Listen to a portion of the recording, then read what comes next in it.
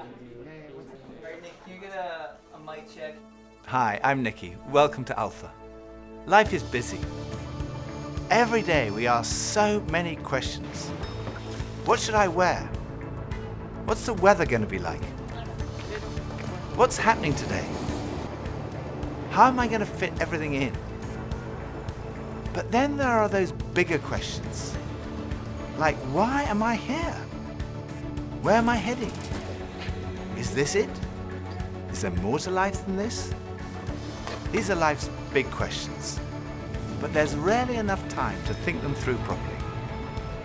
We all have different perspectives on the meaning of life and faith, and Alpha is an opportunity to explore life's big questions. This is a great place to come together and talk about them openly and honestly. I'm Gemma. I'm Toby. And this is Alpha.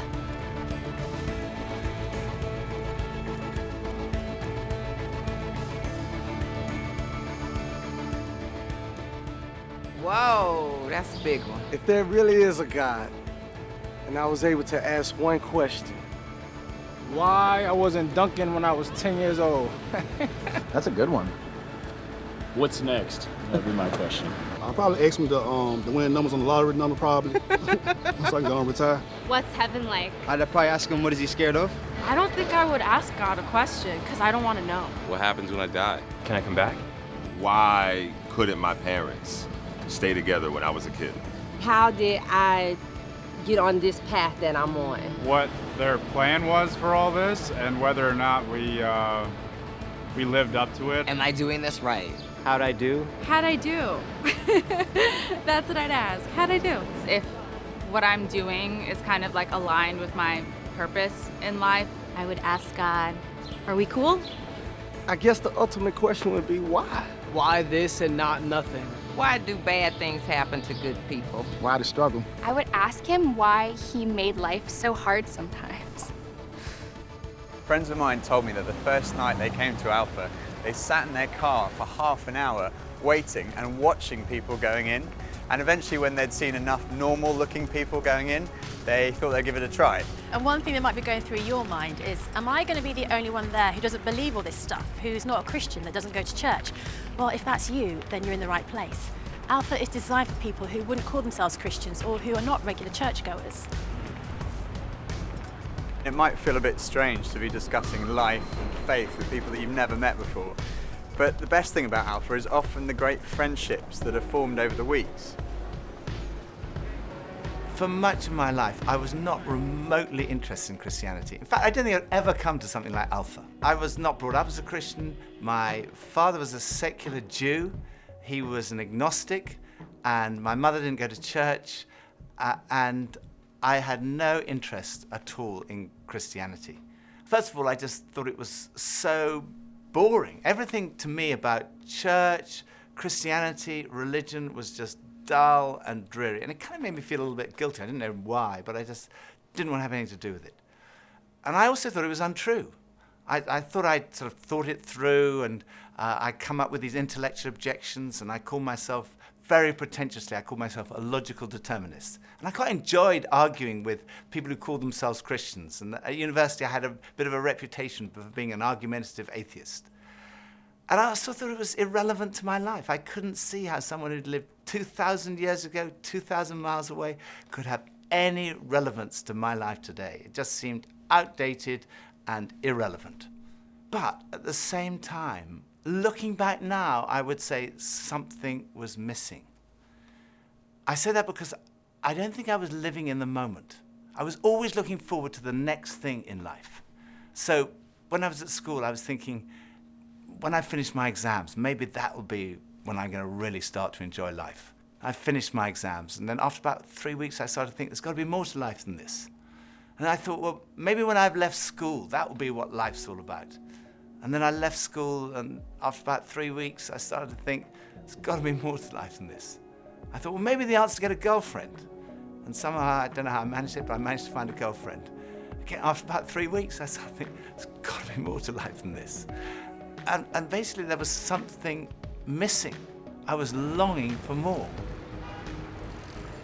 The actor Jim Carrey once said, I wish everyone could get rich and famous and have everything they've ever dreamed of. so they would know that's not the answer. Some people dream of having their name in lights, of fame and fortune. Some people dream of finding happiness through relationships, careers, money, whatever it may be. But do you ever get that niggly feeling that as good as those things are, there must be more to life? Yeah, all too often life just doesn't turn out the way we think it should. And even when it does and we achieve our wildest dreams, it's somehow never quite enough. It just doesn't satisfy. It's like there's something missing. The comedian and actor Russell Brand said, "Drugs and alcohol are not my problem. Reality is my problem. Drugs and alcohol are my solution to fill up a hole inside me." And Jesus said, "I am the bread of life." In other words, I'm the one who fulfills the longing that's deep inside every human heart. Jesus claimed to be the one person who can satisfy that spiritual hunger. Freddie Mercury, the lead singer of the rock group Queen, had amassed a huge fortune and attracted millions of fans. But he admitted in an interview shortly before his death that he was desperately lonely. He said this, "You can have everything in the world and still be the loneliest man, and that's the most bitter type of loneliness. Success has brought me world idolization and millions of pounds, but it's prevented me from having the one thing we all need, a loving, ongoing relationship." Ultimately, there's only one relationship that is totally loving and goes on forever, and that's a relationship with God. And Jesus said, "I am the way to that relationship." Jesus said, "I am the way, the truth, and the life."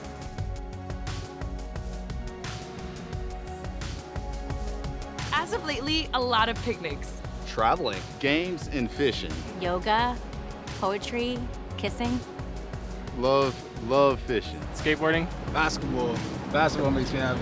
You want to go first? Love. Yeah, love is good.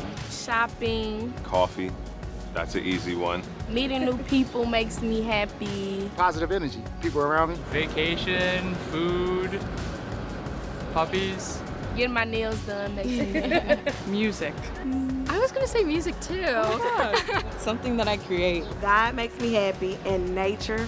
Nature. Biking around. A good sunset. Connecting with people. Looking at trees and everything and it's just all a miracle for me. Feeling like I don't have any pressure on me makes me happy. Feeling like there's some purpose in my life. A good nap. Good food, working out, and spending quality time with my family.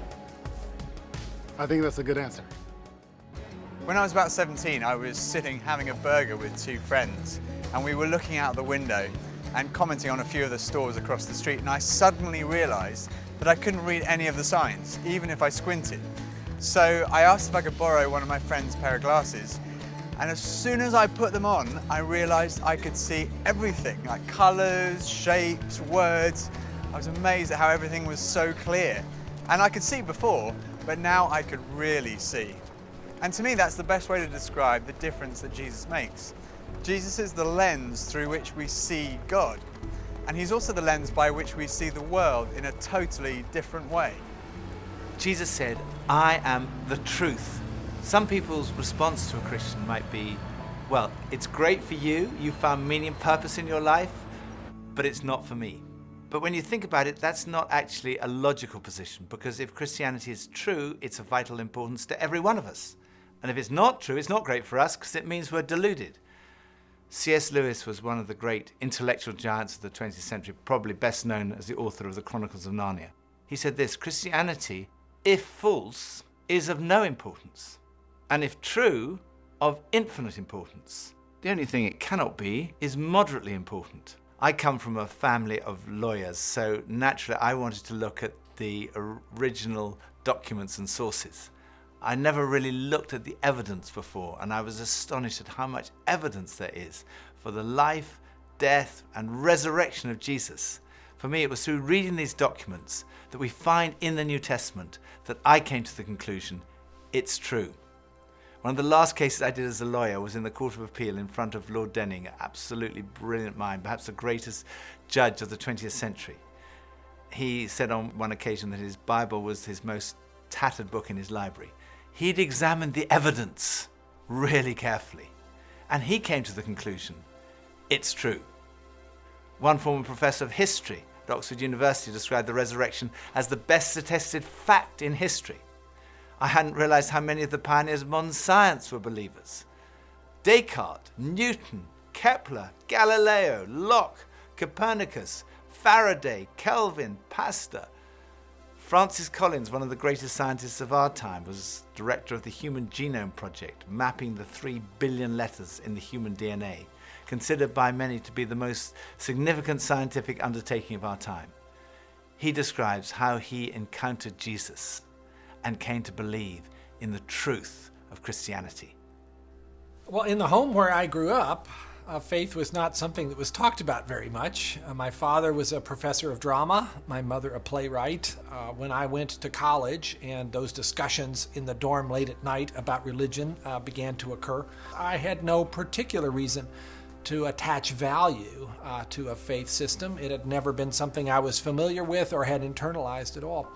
And I assumed that any religious feelings that anyone held must be on the basis of some emotional experience, and I didn't trust those, or on the basis of some childhood indoctrination, which I felt I was fortunate to have missed. I loved the experience of learning about the human body and all of the components of that, and I particularly loved being introduced to genetics. But then I ended up in the medical school curriculum sitting at the bedside of patients with diseases. This was no longer an abstract study of molecules and organ systems. These were real people. And one afternoon, one of my patients, a wonderful elderly woman, much like a grandmother, who had very bad heart disease. She had a particularly bad episode of chest pain while I was with her. She got through it, and at the end of that, explained to me how her faith was the thing that helped her in that situation. She realized that the doctors around her weren't really giving her that much help, but her faith was. And after she finished her own very personal description of that faith, she turned to me, and I had been silent, and she looked at me quizzically, and she said, "What do you believe, doctor?" And ultimately, I had to admit to myself that her question had made me realize that I had arrived at an answer to the most important issue that we humans ever deal with. Is there a God? And I had arrived there without ever really looking at the evidence. And I was supposed to be a scientist. If there's one thing scientists claim they do is to arrive at conclusions based upon evidence. And I hadn't taken the trouble to do that. I was greatly assisted by a pastor who lived down the road, who I went and asked about all this, and who gave me a copy of C.S. Lewis's wonderful book, Mere Christianity.